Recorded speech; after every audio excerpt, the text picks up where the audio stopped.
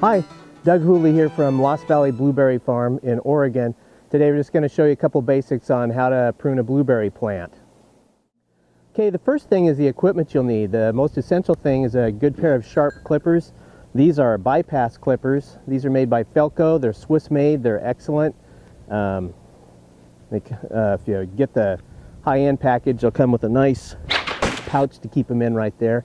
Next thing would be one of these. This is a Fisker short handsaw, and this is for stuff that's like over an inch or two down at the base, so it doesn't rot when you take it out. Sometimes I just break stuff out, but this is another essential thing.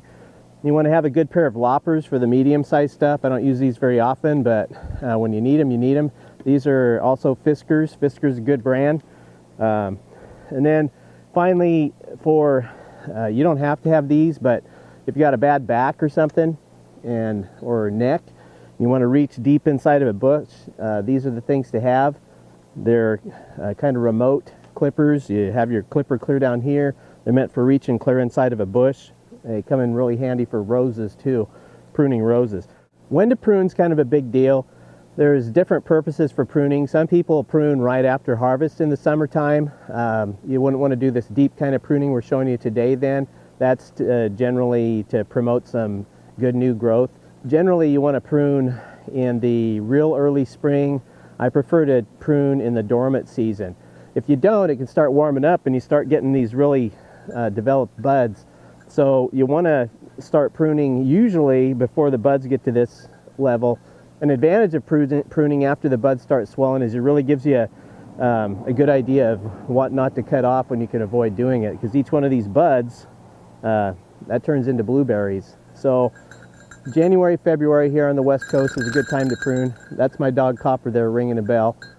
You're probably going to have different varieties than what we do. Our field is planted with 3 different varieties. Whatever variety you have, kind of the same principles are all still going to apply. Another variable is going to be the age of your plants. Blueberries, the bush will actually, they can live like 40, 45 years if you treat them correctly. Younger plants you're going to treat differently. Like for the first 2 years, you're going to pull the buds off. You're going to let a couple canes, more canes grow up. They're going to grow more canes when they're younger. Older plants, you're going to treat them differently. Ideally, about the 8th year they reach full maturity and full production. You should have a variety of ages of canes coming up in your plant. Half of my field here is going on about 15 years old. The half that we're pruning today is 15 years old. The other half is about 13 years old. They've reached full maturity, and the techniques we use are going to be the same on both sides because they're fully mature. Okay, the first thing you want to do when you're pruning this bush, take a look at it. Look at the overall health. The final goal of this is I want like a vase-shaped, a V-shaped bush at the end. But the first thing I want to do is look and see where's my dead stuff. Dead and disease needs to come out. That's just the easiest thing about cutting this stuff out here. And it's so easy, I'm going to hand these clippers to my grandson, William, and I'm going to have him cut out a little bit of dead stuff here for you.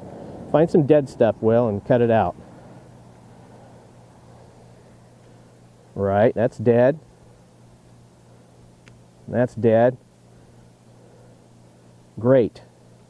Okay, what I'm going to do, thanks Will, what I'm going to do is rather than cutting off each twig and then going back, I'm just going to go back here where it's dead all the way back to, you can see where there's this healthy part and it goes up into the red.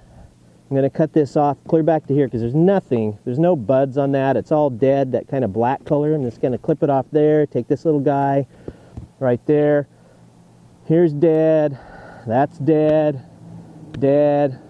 Watch this, pulling it off, pulling it off. Look, there's nothing on there, so I'm just going to go down here and clip that off.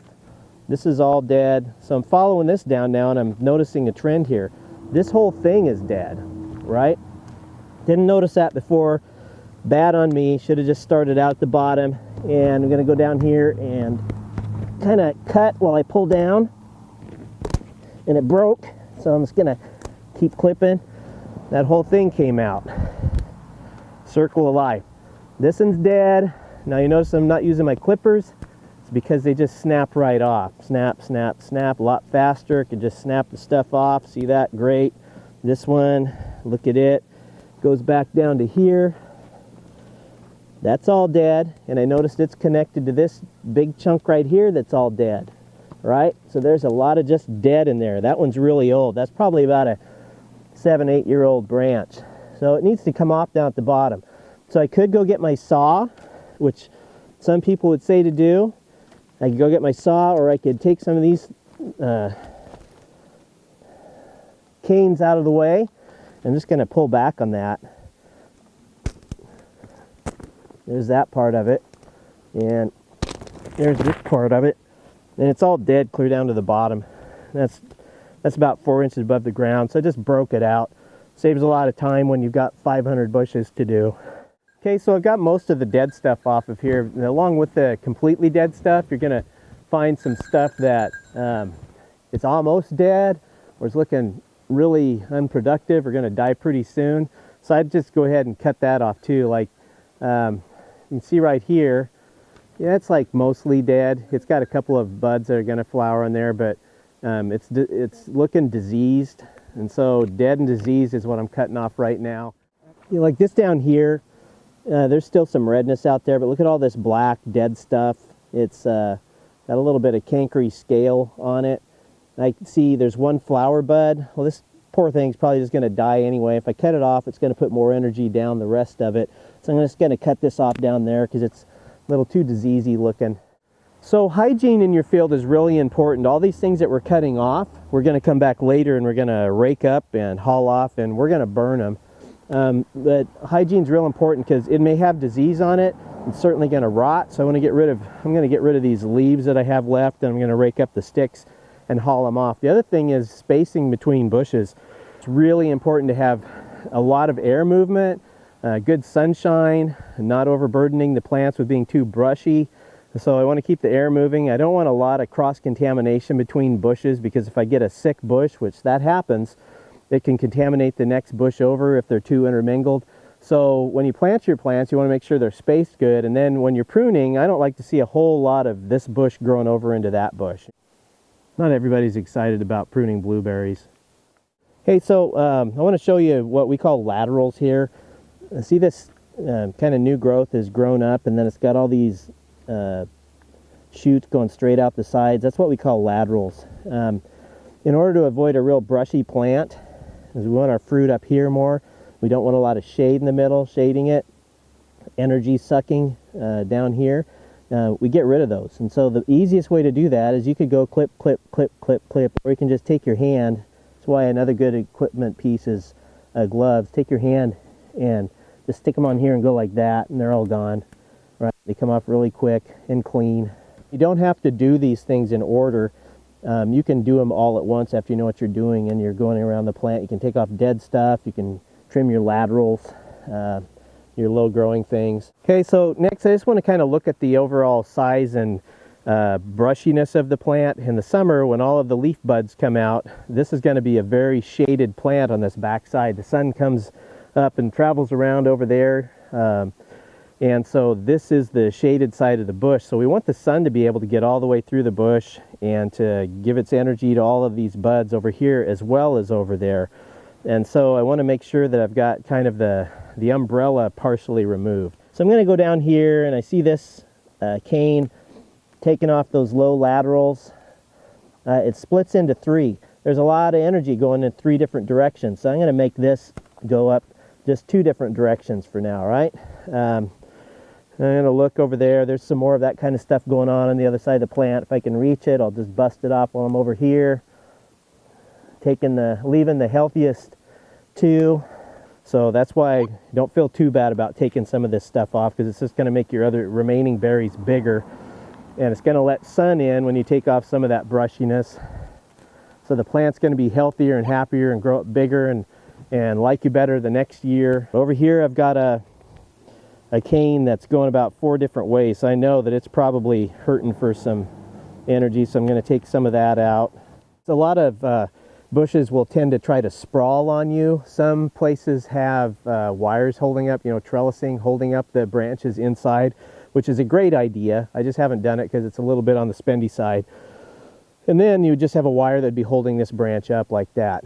When they want to sprawl, and we've got this kind of situation, I come along with a mower about once a week or every other week in the summertime, and I just tend to knock all these off anyway. So rather than knocking the berries off later, I'm just going to cut this back to over here. Hopefully this good healthy cane will shoot up there and one day be one of my big producing canes. A lot of stuff that'll just kind of shoot up down here below. Some will come right up out of the ground and it'll branch out and it's kind of stunted. Well, it's down here at the base of the plant. You can get berries off of that, but it's going to be so shaded and you don't want your dog to come along and pee on it anyway, so just clip it off down here at the bottom. Get rid of that low brushy stuff. Here's one that is coming off of another cane that's real straggly, real low down in the plant. Do your research, consider what I've said, put it all together. But if you were to follow every rule about pruning, you would probably end up with a stump in the ground because you would end up taking off about everything. The general rule of thumb is not to take off more than like 20%, 30 on the top side of your plant. Otherwise, you're going to really cut into your production you're having. You want to prune in general every year moderately rather than putting it off for a year or two and then having a big brushy mess and having to over prune, which is going to cut into your production.